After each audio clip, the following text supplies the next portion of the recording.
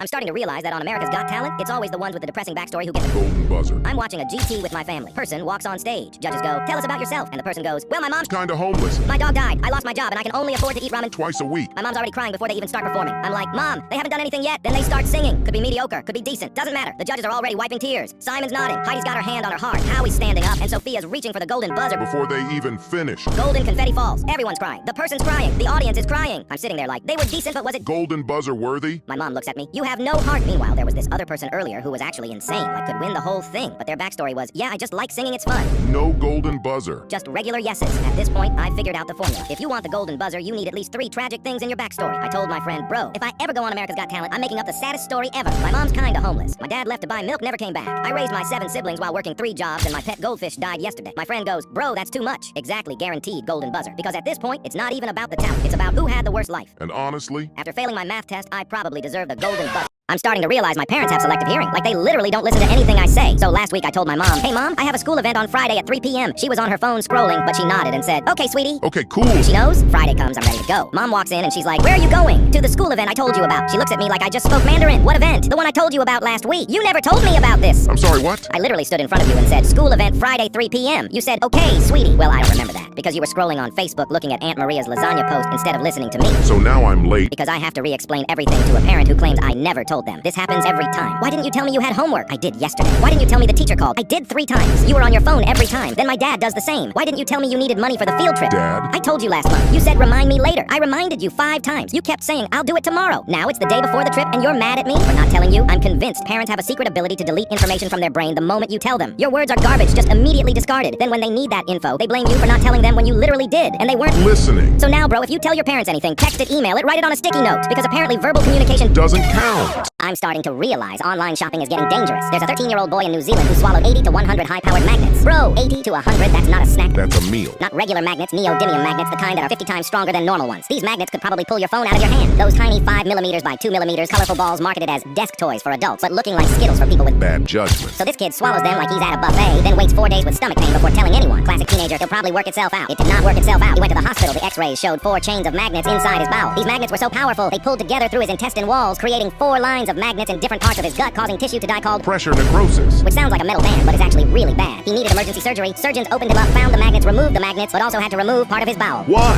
Now this 13-year-old has permanent damage from buying fidget toys online. He spent 8 days in the hospital, lost part of his intestines, all because of these magnets sold as toys. Even though New Zealand banned them in 2013, marketplaces are like, yeah, but have you seen our prices? $2 for bowel destruction. What a deal. Experts are begging parents, don't let your kids buy stuff unsupervised, because apparently kids will buy 100 magnets and eat them like popcorn thinking, what could go wrong? And if you're 13 years old, Or whatever teen you are. maybe don't swallow 100 magnets. I'm starting to realize that my mom thinks I need every skill known to mankind. During my 7th grade days, my mom decides I need extracurriculars for college applications. College is years away, but she's planning. Monday is piano. I don't play piano. I've never touched a piano. The teacher puts sheet music in front of me. It looks like alien language with dots and lines. I press random keys. It sounds like a cat dying. The teacher says we'll work on it. We've been working on it for 6 months. It still sounds like dying cats. Tuesday is swimming. I can't swim. I told my mom this. She said that's why you need lessons. The instructor throws me in the deep end sink. Or swim, he says. I sink immediately straight to the bottom like a rock. He has to jump in and save me. Now I'm in the baby class with 5-year-olds who are still better than me. Wednesday is debate club. I hate arguing. I hate public speaking. I hate people watching me. But here I am. My first debate Is about school uniforms. I'm supposed to argue for them, but I don't care about uniforms. I forget my point, so I just say uniforms are good because they're uniform. That's my whole argument. I lose, obviously. Thursday is coding class. The teacher says, type this code. I type it exactly error. The kid next to me types the same thing. It works. How? My computer hates me specifically. I spend the whole hour fixing errors that shouldn't exist. My program finally works. It prints, hello world. That's it. 1 hour for 2 words. Friday is chess. I thought chess would be easy. Just moving pieces, right? Wrong. There's strategies and patterns and names for everything. The Sicilian defense, the Queen's gambit. I don't know what any of that means. I just move pieces randomly hoping something good happens. It never does. I lose in 4 moves every time. My mom asks, which one's your favorite? None of them. What do you mean an NHS surgeon performed hundreds of amputations, then froze off his own legs for insurance money? So there's this vascular surgeon, Neil Hopper in Cornwall, who's been cutting off people's limbs for years. In 2019, he shows up at the hospital like, guys, my feet hurt, I think I have sepsis. Doctors examine him and go, yeah, we need to amputate ASAP. They remove both his legs and everyone's like, poor guy, what a tragic medical emergency. The plot twist? This man froze his own legs with ice and dry ice until the tissue died. He wanted them gone. So bad, he gave himself frostbite on purpose. Then he files insurance claims for over £466,000, claiming it was sepsis. He's texting his friend, I'm gonna milk this, while collecting $500,000, bro. Really said, no legs, no problem, just cash problem solved. But wait, it gets crazier. Police find out he bought videos of voluntary mutilations and messaged a guy asking, How much dry ice did you use? the website guy got life in prison, and that's how they caught him. This man was back at work in 6 months with prosthetic legs doing more surgeries. Former patients are like, wait, did I actually need my amputation, or was bro living his dreams through me? Hospital says no evidence of harm, but imagine your surgeon's that into amputation. He got 2 years, 8 months in jail. His defense? I regret lying, but not the amputations. Bro had the audacity to say, I'd do it again. I'd just be honest. I'm starting to realize teachers have no concept of time. So last Monday, my teacher announces a big project. You have 2 weeks to complete this. 2 weeks. So I'm like, okay, I have time. You know, the responsible approach procrastination with planning. Meanwhile, I'm living my life Playing Roblox. watching TikTok, being a normal person. 4 days later, teacher sends an email at 11:47 p.m. Hey class, quick update. The deadline is tomorrow, this Friday. Sorry, what? You just moved a 2-week deadline to 4 days? Bro. Some of us haven't even started. We were planning. You know when normal people start their projects. The email continues. I know this is a short notice, but I have a conference and need to grade these before I leave. Oh, so your schedule is more important. You're going on vacation, so we have to suffer. The group chat. Explodes.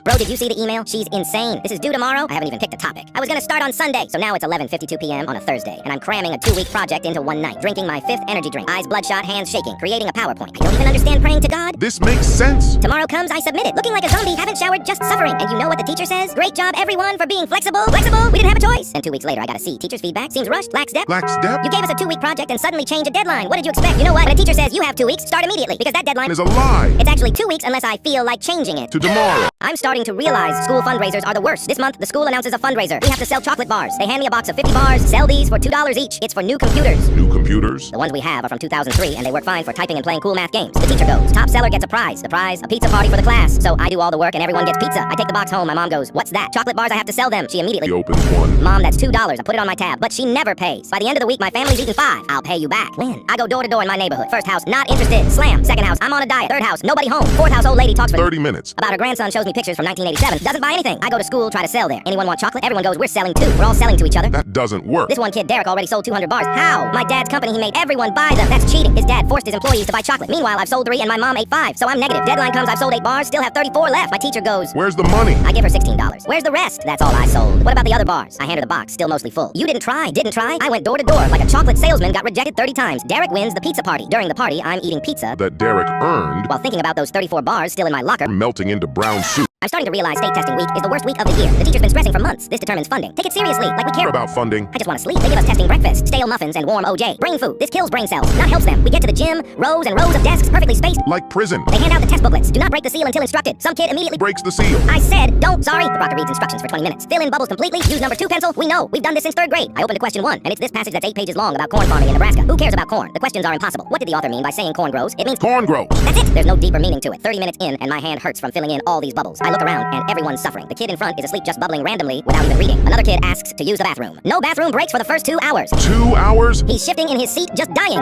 The worst part? The math section is even worse. Train leaves at 2 p.m., going 45 miles per hour. Who cares when the train arrives? Just check Google Maps. They won't let us use calculators for the mental math section, but the problems are like 4,847 times 392. Mental math? That's torture and time consuming. 2 hours in and everyone's just given up, just filling in random bubbles. Finally, time's up, pencils down. We're free. But wait, tomorrow is day 2. Day 2. At this point, next year you will find myself random bubbling smiley faces and sleeping through the corn passage.